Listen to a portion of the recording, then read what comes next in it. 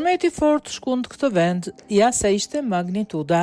Një tërmet me magnitud 5.3 i shkallës Richter ka goditur Greqinë ditën e shtunë. Sipas të dhënave zyrtare, tërmeti është regjistruar në orën 15:46 me orën e Greqisë në detin e Gje. Epicendra e tërmetit ndodhej në një thellësi prej 10 kilometrash. Lëkundjet sismike u ndjen veçanërisht në pjesën veriore të Greqisë, duke përfshirë edhe qytetin e Selanikut, i cili ndodhet rreth 112 kilometra në perëndim, veri perëndim të epicendrës. Zona më afërt me epicendrën në fshati Bregdetar, Sarti, vetëm 25 kilometra në juglindje të saj, ku jetojnë rreth 1100 banor. Deri më tani nuk raportohet për dëme materiale apo të lënduar, por autoritetet janë në monitorim të vazhdueshëm të situatës.